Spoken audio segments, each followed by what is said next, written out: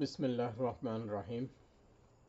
Dear viewers, আমি মূলত অঙ্ক নিয়ে কথা বলি।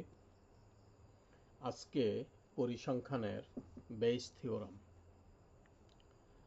এই থিওরামটা খুবই গুরুত্বপূর্ণ।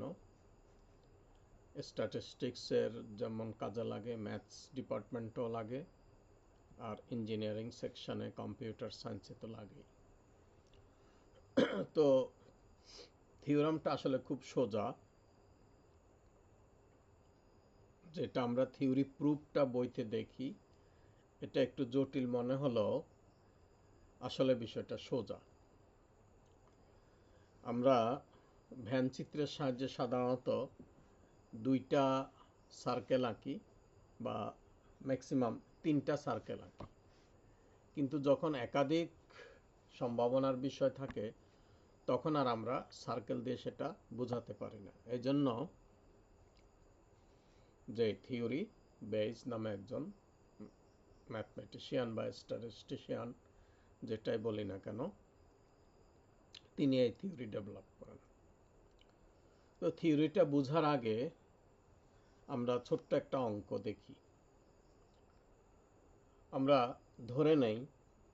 ধরা যাক মেশিন, দুইটা মেশিনই ধরা যাক কিছু ইলেকট্রিক বাল্ব বা কিছু উৎপাদন করে। ধরি ইলেকট্রিক বাল্বে এই দুইটা মেশিন তৈরি করে। প্রথম মেশিনটা 60% বাল্ব তৈরি করতে সক্ষম। এখানে B1 60%, অর্থাৎ probability of B1 equal to 60%। এটা পার্সেন্টেজ তুলে দিলে 0.60, অর্থাৎ 60/100 যা হয় এটা হচ্ছে তার প্রোডাকশন। এখন সে কি করে, এই মেশিনটা কিন্তু তার এরার আছে, 2% এরার, অর্থাৎ 100টা বাল্ব তৈরি করলে গড়ে সে 2টা বাল্ব খারাপ দেয়। তো এটার এরার হচ্ছে 2%। এ দিয়ে আমি ধরলাম এটা 2%, আর পার্সেন্টেজ তুলে দিলে 100/2, অর্থাৎ 0.02। এটা হচ্ছে প্রবাবিলিটি অফ A/B1, অর্থাৎ B1 মেশিন বাল্বটা তৈরি করে, তার এরার সম্ভাবনাটা হচ্ছে 2%, 0.02। এখন মেশিন বি, আরেকটা মেশিন, সেটা 40% বাল্ব তৈরি করে, অর্থাৎ 0.40 তার প্রোডাকশন এটা। আর সে এরার 1%। সে উৎপাদন কম করে এবং এরারও কম করে। এটাকে আমরা প্রবাবিলিটির ভাষাতে লিখতে গেলে প্রবাবিলিটি অফ A/B2, অর্থাৎ এরারটা হয়ে গেল B2 মেশিন থেকে 1%, 0.01। এখন আমাদের বের করতে হবে আমরা এই দুইটা মেশিন যে বাল্ব উৎপন্ন করে, একদিন পর হোক, যখন তখন হোক, আমরা এই বাল্বগুলো মিক্সচার একত্রে আছে। এখন এখান থেকে দেখা গেল একটা বাল্ব নিলাম যেটা এরর, মানে ত্রুটিযুক্ত বাল্বটা নিলাম। তাহলে এই বাল্বটা মেশিন B1 থেকে আসার সম্ভাবনা কত আর B2 থেকে আসার সম্ভাবনা কত?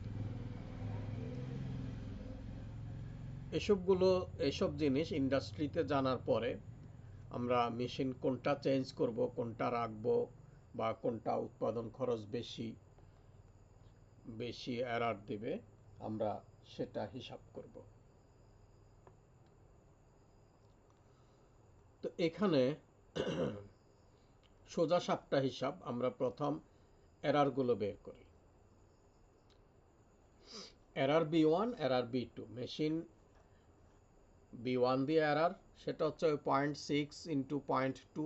প্রবাবিলিটি ধরে আমরা বাদই দিলাম, সিম্পল সাধারণ অঙ্কের মতো আমরা করলে এখানে আমরা যে এরার পাবো সেটা হচ্ছে 0.6 × 0.02 প্লাস 0.4 × 0.01, অর্থাৎ টোটাল এরার হচ্ছে প্রবাবিলিটি অফ এ, যেটাকে আমি ধরলাম, সেটা হচ্ছে 0.016।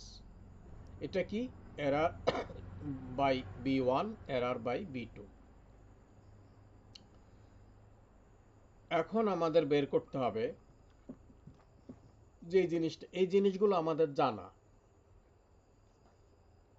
জানা জানা সম্ভাবনা বা জানা জিনিস 60%, 2%, 40%, 1%। এখন আমি যে বাল্বটা নিব সেইটা যে মেশিন B1 থেকে আসছে তার সম্ভাবনা কত, মেশিন B2 থেকে আসছে তার সম্ভাবনা কত। এই জিনিসটা হলো আননোন প্রবাবিলিটি। অর্থাৎ এখানে দুইটা বেস থিওরামের দুইটা জিনিস থাকে, কিছু নোন থাকে, সেখান থেকে আমরা হেল্প নিয়ে আননোনটা বের করি। তো একইভাবে probability of B1 by A, অর্থাৎ এরার ভাল্ব নিলাম, সেটা বাল্বটা এরার নিলাম, সেটা মেশিন এটা B1 কতটুকু করছে। তো machine B1 error by B1 divided by total error 0.6 into 0.02, 0.016 equal to 0.75 equal to 70%। এটা 75% এরার দেয়। তাহলে যেহেতু মেশিন দুইটা, আরেকটা এরার দিবে 25%, অর্থাৎ 100 মাইনাস 75। এটা আমি পরে দেখাচ্ছি।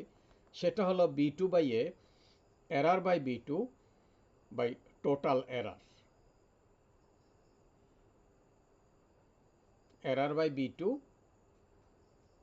Total error 0.4 into 0.01 divided by 0.016 equal to 0.25, অর্থাৎ 25%।